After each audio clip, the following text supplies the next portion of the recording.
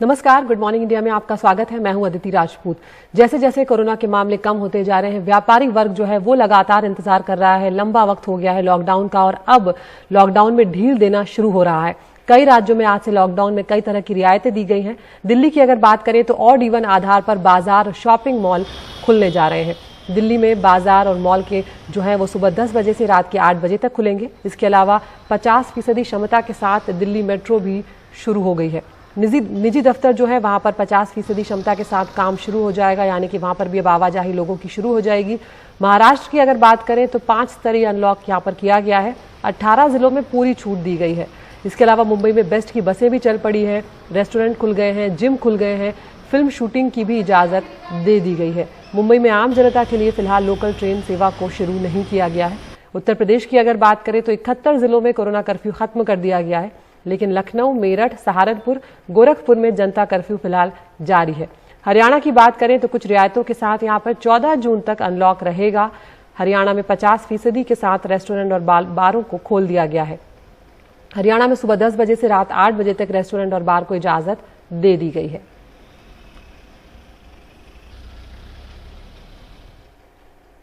अब महाराष्ट्र की बात करते हैं, जहां पर 2 महीने से ज्यादा वक्त हो गया है अनलॉक की प्रक्रिया का और अब लॉकडाउन का, और अब अनलॉक जो है वो शुरू हो गया है। अनलॉक के लिए पूरे राज्य को ऑक्सीजन बेड की उपलब्धता और संक्रमण दर के हिसाब से 5 स्तरों में बांटा गया है। मुंबई और ठाणे को इस हिसाब से तीसरे स्तर पर रखा गया है। महाराष्ट्र में पिछले 24 घंटों में 12,557 नए कोरोना के केस सामने आए हैं, जबकि 233 लोगों ने अपनी जान गंवाई है। फिलहाल राज्य में 1,85,000 से ज्यादा एक्टिव केस हैं। मुंबई की अगर बात करें तो पिछले 24 घंटों में यहां पर 7 से 94 नए केस सामने आए हैं और 20 लोगों की मुंबई में जान गई है। तो किस तरह से अनलॉक की प्रक्रिया शुरू की जा रही है, ज्यादा जानकारी दे रहे हैं ठाणे से हमारे संवाददाता सोहित मिश्रा। लगभग 2 महीने तक कोरोना की वजह से लगे कई पाबंदियों के बाद सोमवार से पूरे महाराष्ट्र में अनलॉक की प्रक्रिया शुरू की जा रही है। फिलहाल मैं मुंबई से सटे ठाणे के एक जिम में हूँ। अगर ठाणे और मुंबई की बात करें तो ये लेवल 3 पर है, यानी यहाँ पर जिम्स खोले जा सकते हैं सोमवार से, लेकिन पाबंदियाँ होंगी। 4 बजे तक खोले जा सकते हैं और 50% से ज़्यादा लोग यहाँ पर नहीं रह सकते हैं। फिलहाल जैसे कि आप देखेंगे सुबह 7 बज रहे हैं और जिम में लोगों के आने का सिलसिला जारी है। कम लोग हैं क्योंकि जिस तरह से नियम बनाए गए हैं, लेकिन 2 महीने के बाद इस जिम को खोला जा रहा है। ये एसपी फिटनेस जिम है जो मुंबई से सटे ठाणे में है। हरीश शेट्टी जी हैं हमारे साथ ओनर। सर अगर आप यहाँ पे आ जाएं। सर 2 महीने के बाद जिम खोला जा रहा है, कई सारे नियम बनाए गए हैं, किस तरह से आप लोग अब जिम चला रहे हैं, क्या क्या किया जा रहा है वो बताएं। जी, फर्स्ट ऑफ ऑल हम लोग शुक्रिया करते हैं सरकार को। हाँ। कि अनलॉक हो गया। हाँ। और जैसा सरकार बोलेगा, जैसा गवर्नमेंट बोलेगा, वैसा रूल्स फॉलो करेंगे। हाँ। और स्ट्रिक्टली फॉलो करेंगे। और सब बंदोबस्त के साथ सैनिटाइजर, जो भी सोशल डिस्टेंस है, जो भी है, उसके साथ साथ हम लोग निभाना चाहते हैं। बिल्कुल। तो जितने भी नियम बनाए हैं उसको निभाया जा रहा है। जैसे कि मैं आपको बता दूं कि यहाँ पर ये सारी चीज़ों को सैनिटाइज हमने किया हुआ है। किस तरह से कर रहे हैं? कंप्लीटली एकदम स्ट्रिक्टली। हाँ। जैसा रूल्स है वैसा उसको फॉलो करना बहुत जरूरी है। प्लस गवर्नमेंट का जो आदेश पालन करना हमारा फर्ज है। और शुक्रिया, मतलब अनलॉक हो गया जी। तो 2 महीना तक काफ़ी परेशानी का भी सामना करना पड़ा। मतलब कोई कुछ बोल के मतलब नहीं है, फिर भी सरकार ने इतना सपोर्ट दिया। हाँ। इतना जल्दी अनलॉक करके हमको एक मौका दिया। हाँ। उसके लिए बहुत बहुत शुक्रिया। सुबह सुबह लोग भी यहाँ पर पहुँचे हुए, हम कुछ लोगों से भी बात करेंगे। 2 महीने तक आप लोग किस तरह से कर रहे थे और सुबह सुबह पहुँच गए, 2 महीने तक किस तरह से वर्कआउट कर रहे थे? थोड़ा सा हार्ड था। हाँ। घर पे करने के लिए, because gym environment is gym environment, equipment भी होते हैं तो प्रॉपर वर्कआउट होता है। हाँ। तो अभी घर पे हम लोग ने गिव अप नहीं किया। हाँ। हम लोग नॉर्मल रनिंग वगैरह, वॉकिंग वगैरह ये कंटिन्यू कर रहे थे। हाँ। तो लेकिन अभी जिम शुरू हो गया तो कैसा लग रहा है आपको? यस, एंथुसियाज्म है बहुत अच्छा और एकदम अच्छा भी लग रहा है जिम ओपन होने के बाद। Yes, and we are really energetic feel कर रहे हैं और चाहते हैं कि ये कंटिन्यू रहे ताकि हमारा जो इम्यून सिस्टम है वो भी हमारा बरकरार रहे और हमारा जो मेन हेल्थ वगैरह है उसको भी प्रॉपर रखने के लिए हम जिम एक इम्पॉर्टेंट थिंग है हमारे डे टू डे लाइफ का। सो यही रिक्वेस्ट है कि ये जो अभी रीओपन हुआ है बस यही कंटिन्यू रहे। और लॉकडाउन का असर हम जानते हैं कि किस तरह से पड़ता है, हर वर्ग पर पड़ता है, तो खेलों पर भी पड़ा है। महाराष्ट्र में पिछले 2 सालों से कुश्ती प्रतियोगिताएं बंद हो गई हैं और इसका असर पहलवानों पर पड़ा है। हालात ये हैं कि स्टेट और नेशनल लेवल पर कुश्ती कर चुके कई पहलवान अब 300 रुपए की दिहाड़ी पर खेती करने को मजबूर हैं। भारतीय कुश्ती महासंघ और खेलो इंडिया जैसी प्रतियोगिताओं में कांस्य पदक जीतने वाली संजना बागड़ी पहलवान हैं, लेकिन पिछले 2 साल से महाराष्ट्र में कुश्ती की सभी प्रतियोगिताएं बंद हैं। खेलकर जो पैसा मिलता था वो भी बंद है। हाल ये है कि संजना को अब घर चलाने के लिए 300 रुपए दिहाड़ी पर खेती करने को मजबूर होना पड़ा है। एक पहलवान को तंदुरुस्त रहने के लिए भी खान पान का खास ख्याल रखना पड़ता है, लेकिन वो भी अभी दूर की बात हो गई है। सध्या कोरोनामुळे आमचं पूर्ण प्रॅक्टिस पण थांबले। कोरोना की वजह से ना ही कोई स्पर्धा हो रही है और ना ही प्रैक्टिस। परेशानी बढ़ गई है। हम पहले की तरह खुराक भी नहीं खा पा रहे हैं। मेरे जैसे कई और लोग हैं। पहलवानों के लिए कुछ किया जाना चाहिए।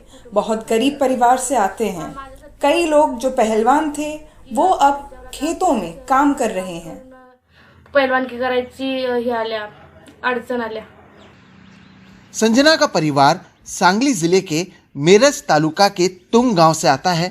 पिता मछुआरे हैं, लेकिन फिलहाल बाजार बंद है और घर चलाने को पैसे भी खत्म हो रहे हैं। पश्चिमी महाराष्ट्र में बड़े पैमाने पर कुश्ती खेली जाती है, लेकिन सब कुछ बंद पड़ा है। परिवार वाले बताते हैं कि संजना की तरह कई खिलाड़ी हैं जो इस तरह काम करने को मजबूर हैं। इसने बड़े मन लगाकर पूरी ताकत से कुश्ती में मेहनत की और हम भी चाहते थे कि उसे इसमें ही सफलता मिले, और अब जब ये खेतों में काम करती है तो बहुत बुरा लगता है। सरकार की ओर से कोई मदद मिले इसकी हम मांग करते हैं। शासनाकडे काहीतरी मदत व्हावं पहलवान की। ओलंपिक 2024 में होने वाली जो स्पर्धा है उसके लिए हम उसकी तैयारी कर रहे हैं। आगे करेंगे, देखेंगे जो होगा, और उसके खर्चे के लिए वो थोड़ा गाँव में किधर खेत में काम मिलता है तो करते हैं। उसको पानी खेत में जाने के लिए वो जो बनवाता है वो बनाते हैं। भारत में एक खिलाड़ी जब बड़े स्तर पर पदक जीतता है तो उसकी तारीफ की जाती है और उसे पुरस्कारों से नवाजा जाता है, लेकिन ऐसे संकट के दौर में जैसे व्यवस्था उन्हें भी भूल जाती है, जबकि यही वो दौर है जब उन्हें व्यवस्था की मदद की सबसे ज़्यादा ज़रूरत होती है। काश ऐसा होता तो संजना को खेल छोड़कर मजबूरन दिहाड़ी के लिए खेत में काम नहीं करना पड़ता। सांगली से रॉबिन्सन डेविड के साथ मुंबई से सोहित मिश्रा, एनडीटीवी इंडिया।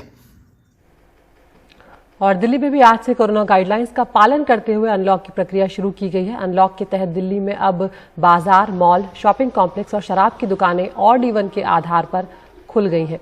इसके लिए दुकानों के आगे मार्किंग भी की गई है। बाजारों में कोविड प्रोटोकॉल का पालन करवाने के लिए टीमें भी बनाई गई हैं ताकि किसी तरह की कोई लापरवाही ना हो। अनलॉक के तहत 50% क्षमता के साथ मेट्रो को भी चलाने की इजाजत दे दी गई है।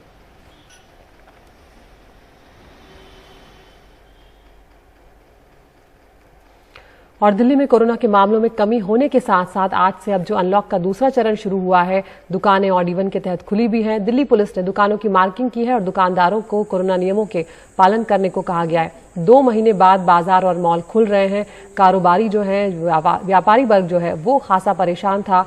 खुल रहे बाजारों के लिए तैयारियां भी की गई हैं, इन्हें सैनिटाइज भी किया गया है और अब व्यापारियों को उम्मीद यही है कि लोग आएं और उनका जो काम है, कारोबार है, वो फिर से शुरू हो और जो एक तरह की आर्थिक परिस्थितियां लोगों ने झेली हैं उससे कुछ हद तक उन्हें राहत मिलेगी। तो आप देख रहे हैं सैनिटाइजेशन का काम जो है वो ठीक तरीके से कर दिया गया है।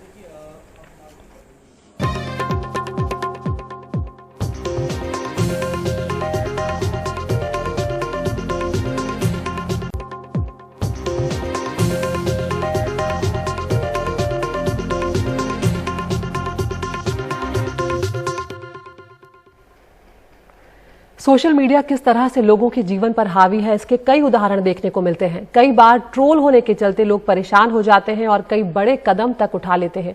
पेशे से रैप गाने वाला एक 22 साल का युवक लापता हो गया है। ट्रोल होने के चलते वो परेशान था और कुछ दिन पहले उसने अपने इंस्टाग्राम के अकाउंट पर यमुना में कूदकर अपनी जिंदगी को खत्म कर लेने की बात कही थी, जबकि जिस वीडियो के लिए उसको सोशल मीडिया पर ट्रोल किया गया वो वीडियो 6 साल पुराना था। हमारे सहयोगी मुकेश सिंह सेंगर की रिपोर्ट। पेशे से रैपर 22 साल के आदित्य ने ये वीडियो मुंबई में करीब 6 साल पहले बनाया था। ये रैप हिंदू धर्म को लेकर था। आरोप है कि इसमें आदित्य ने धर्म को लेकर आपत्तिजनक बातें कहीं। इस बात को 6 साल बीत गए, लेकिन हाल ही में किसी ने आदित्य का ये वीडियो सोशल मीडिया पर पोस्ट कर दिया, जो कि बाद में वायरल हो गया। इसके बाद आदित्य ने सोशल मीडिया पर माफी भी मांग ली, लेकिन सोशल मीडिया पर आदित्य ट्रोल होने लगा और उसे जान से मारने की धमकियां आने लगीं। उसका पुराना एक रैप बैटल सोशल मीडिया में सरफेस हुआ और फिर उसकी ज़बरदस्त ट्रोलिंग हुई। उसको बहुत हेट्रेट वाले मैसेजेस आए, उसको बहुत अब्यूज़ किया गया, जिससे कि मेरे बेटे ने पहले तो अपॉलॉजी भी डाली, क्योंकि वो 6 साल पुराना एक रैप बैटल था, बट ख़त्म नहीं हुआ। He was getting threats, he was being abused, he was being cornered from all sides, and then he decided to leave a suicide note and disappear. We don't know where he is. Aditya की मां के मुताबिक धमकियों से परेशान होकर उसने अपना mobile भी बंद कर लिया था। इस बीच वो जिन 8-9 ब्रांड्स के साथ जुड़ा था, उन सभी ने भी अपने हाथ पीछे खींच लिए। 1 जून को आदित्य अपने इंस्टाग्राम अकाउंट पर यमुना में डूब जाने की बात कहकर घर से चला गया और तब से ही आदित्य का कुछ पता नहीं है। परिवार परेशान है। फोन उसने अपना मोबाइल बंद कर दिया था, but some people also reached his residence, जिसका एड्रेस किसी को नहीं पता था, but they reached. Fortunately he was not there at that moment, but they wanted to physically handle him. तो अभी आपने कंप्लेंट कर दी है पुलिस में? हाँ जी, मैंने। कोई जानकारी मिल पाई कहीं, कुछ कहाँ गया? अभी तो अभी कुछ पता नहीं चला। ओके। तो अभी पुलिस से क्या मांग करती हैं आप? मैं पुलिस को रिक्वेस्ट करती हूँ कि जल्द से जल्द उसको ढूंढे। दिल्ली के मेहरौली थाने की पुलिस आदित्य की गुमशुदगी की जांच कर रही है। उधर आदित्य की मां दिन रात बेसब्री से उसका इंतजार कर रही हैं। सोशल मीडिया की ट्रोलिंग से आदित्य इस कदर आहत हुआ कि उसने परेशान होकर सुसाइड करने की बात कही और घर छोड़ दिया। तब से लेकर आज तक आदित्य का कोई सुराग नहीं मिला है, ना तो यमुना के आसपास से, ना कहीं और से। नई दिल्ली से मुकेश सिंह, एनडीटीवी इंडिया।